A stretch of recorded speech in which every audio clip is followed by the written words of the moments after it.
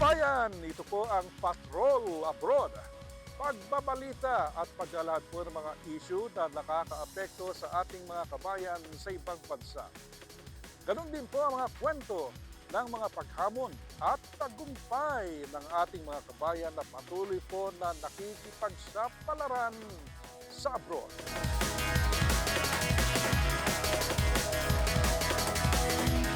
Sa gitna po ng tariff war na pinatupad ni Pangulong Donald Trump ng Amerika laban sa napakaraming bansa, apektado na po ang napakaraming Pilipinong negosyante sa Vancouver dahil sa tariff war na ito. Ang kabuang report mula kay Rowena Papasin.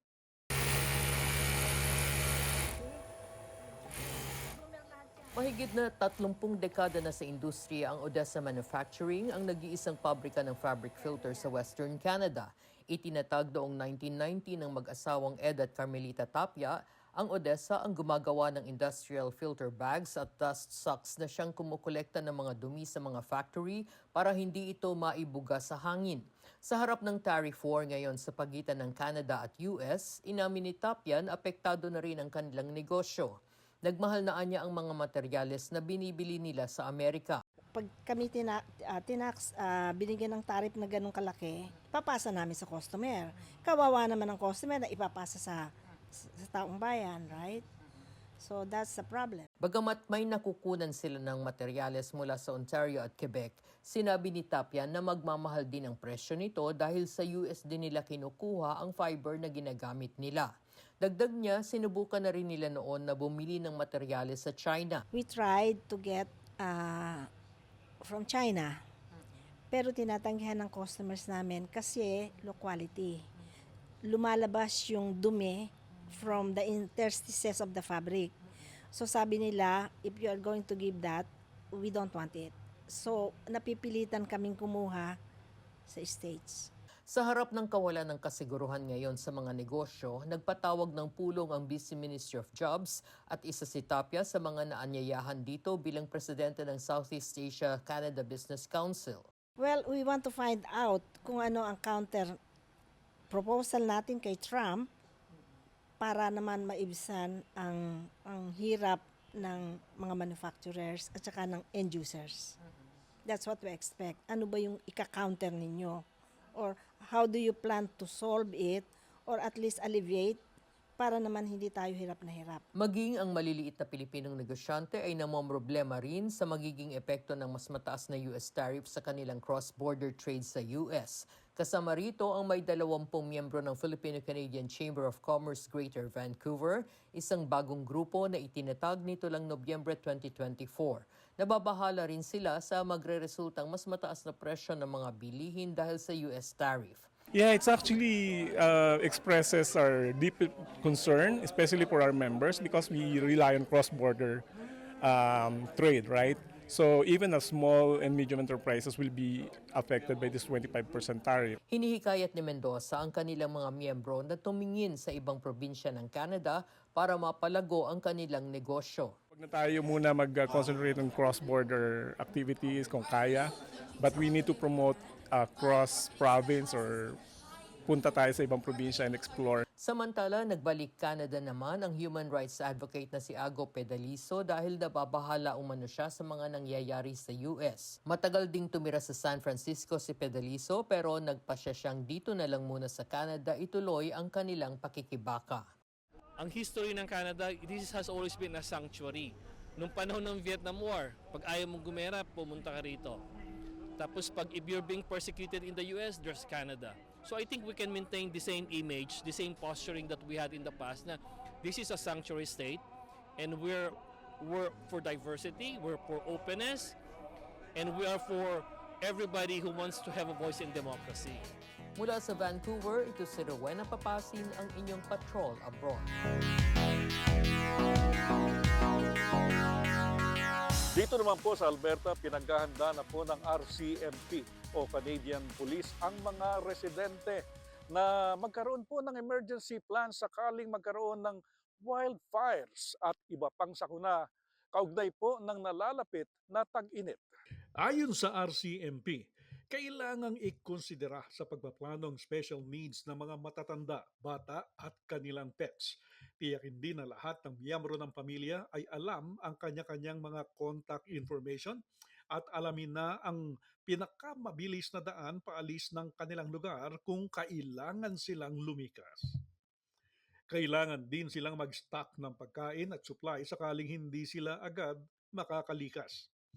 Maghanda ng grab and go bag na merong gamot, toiletries, importanteng dokumento, first aid kit, flashlight, charger, power bank at baterya, kumot at cash. Kung meron silang kamag-anak o kaibigan na malayo sa lugar ng disaster, gumawa na sila ng arrangement para pansamantala silang makituloy dito. Importante ring practicein nila ang mga planong ito at makinig sa mga abiso ng mga otoridad kung paano sila lilikas.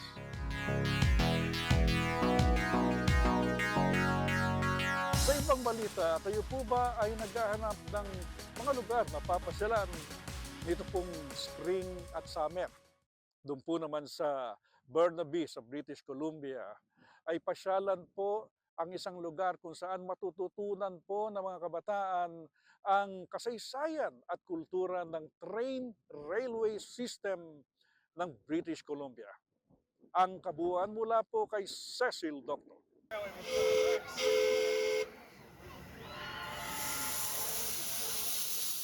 Tinaguri ang pinakamalaking miniature railway sa Canada, patok sa mga kabataan at pati na rin sa mga young ones ang Burnaby Central Railway tuwing spring at summer. Masasakyan ng sari-saring miniature trains na dumadaan sa riles na may habang 2 milya na pumapasok sa 2 tunnel at tatawid sa 2 tulay at 2 viaducts. Kahit na steam, diesel o electric ang itsura, eksaktong replika ang mga miniature trains ng mga luma o in-service na tumatakbo pa rin sa iba't ibang bahagi ng mundo. Ito ang unang open to the public na miniature railway. Itinayo ng British Columbia Society of Model Engineers, isang grupo ng railway enthusiasts noong 1973 sa Burnaby Heritage Village. Tagumpay ang kanilang proyekto kaya naman nagdesisyon silang lumipat sa mas malaking lugar, ang Confederation Park. Dahil na rin sa tiyaga at sikap, nakakuha sila ng donasyon at pondo sa iba't ibang sangay ng pamahalaan, pribadong kumpanya at organisasyon. Habang karamihan ng mga nagtrabaho sa lugar ay mga volunteers. Makikita rin ang mga display ng sari-saring one-scale model trains na tumatakbo sa mga miniature railways. Tuwang-tuwa ang mga bata na makita ang mga paborito nilang cartoon characters katulad ni Thomas the Tank Engine, Minions at iba pa. Makikita rin ang mga pribadong koleksyon ng mga hobbyists katulad ng Model Royal Hudson Train na pag-aari ni Brian Rubottom na gawa pa noong 1935. This is 3.5 inch, so the wheels are spaced 3.5 inches apart. That's the gauge. It's a model of what's called a Hudson. So if you know what the Royal Hudsons are, it's a steam locomotive. Now this is the tender. The tender's got a water tank. Okay. It was made in 1935, so your primary source of energy is coal. Now there's another car here that the engineer sits on, and he has to shovel the coal into the firebox. So the firebox sits right about here. That's the firebox right there. The boiler sits above it with the water.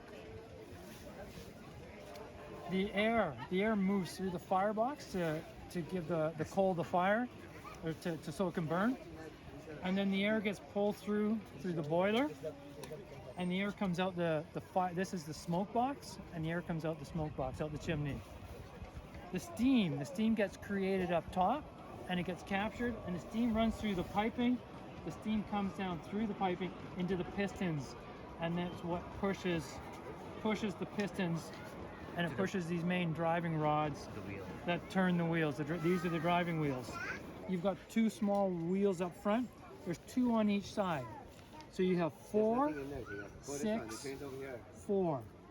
So Hudsons are 4, 6, 4, the wheel arrangement. That's how you know it's a Hudson.